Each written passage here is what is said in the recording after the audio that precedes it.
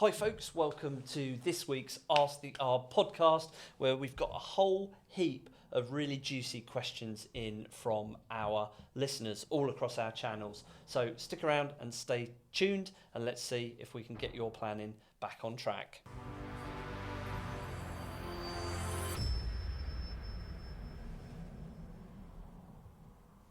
Hi gang, if you're listening to this and you've got a tree or ecology question holding up your project, stop Googling and click the link below, and we have an offer where we will help you get your planning back on track.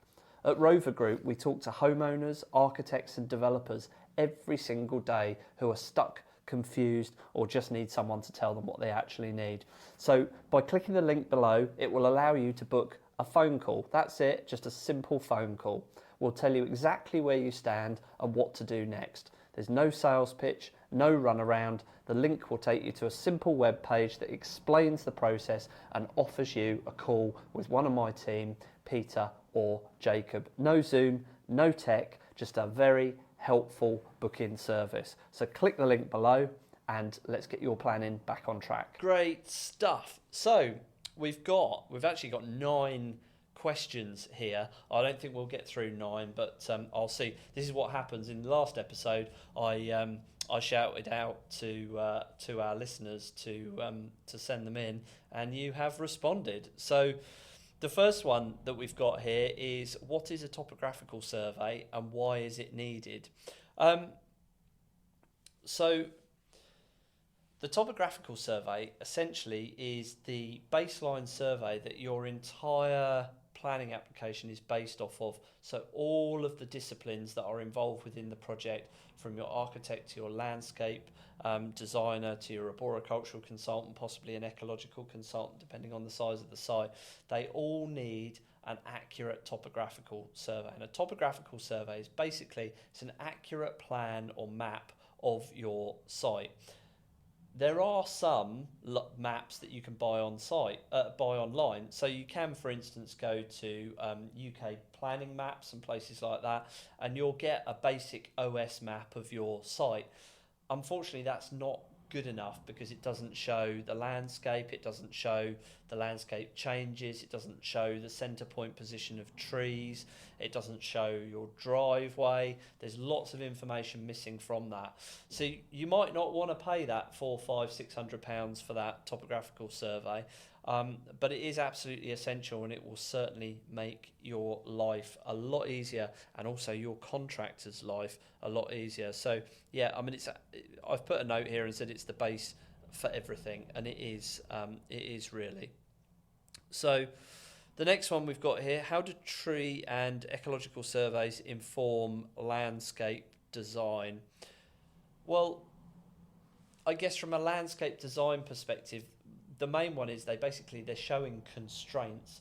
So those constraints could be physical. So they could be trees, they could be rivers, they could be protected margins or protected areas that you have to adhere to, and also it will give them the information to help enhance the site as well. So it may be that you've got a linear feature of hedging and trees that potentially bats might be foraging up and down.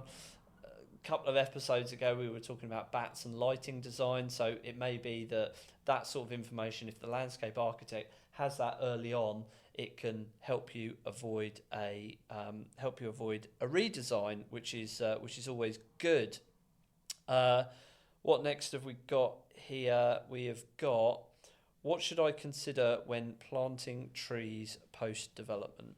What should I consider when planting trees post-development? Plant them bloody properly. That's what you need to consider. Have you ever been to a supermarket? I'm sure you have.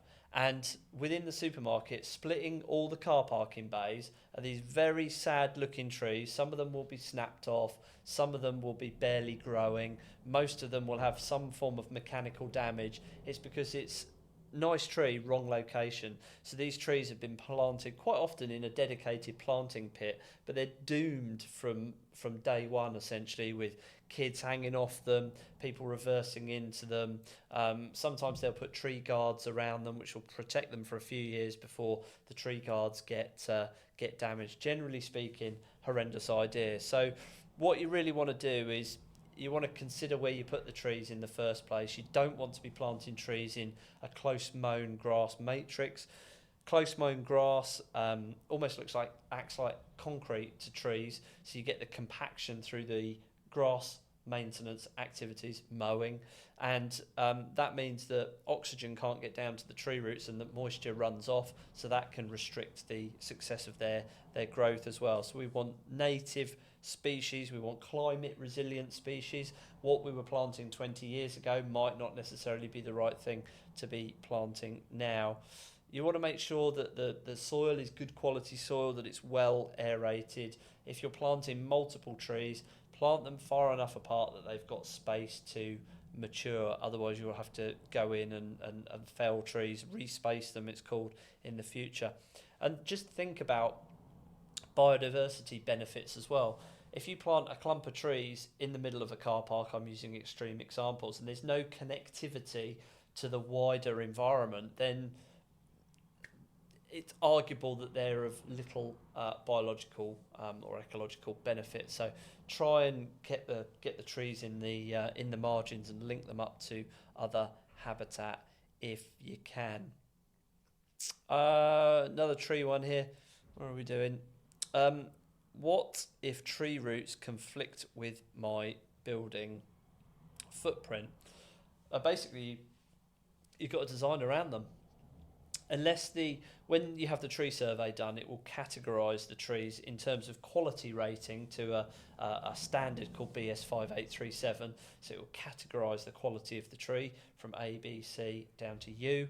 It will also give those trees a remaining useful life expectancy as well in terms of years. Now, if you've got poor quality trees, it may be that they can be removed to facilitate development, and you might have to do some replanting elsewhere on site. But if you've got a good healthy tree and your development comes within the root protection area of that tree, so that's not necessarily where roots are, it's the area that needs to be respected to ensure the tree is survivable, then what you need to think about is designing around them. Now that might involve specialist foundations, so it is possible, depending on the building, to have bridged foundations, so you can bridge over the tree roots, or maybe you can use piles so that your foundations are above ground. In some circumstances that's not possible, like with extensions and stuff like that, because of soil, because of ground level. And you just need to avoid digging in the root zones, really. You don't want to have a negative effect on those trees. What else have we got here? Here's a good one that we've not discussed, I don't think, before on the podcast.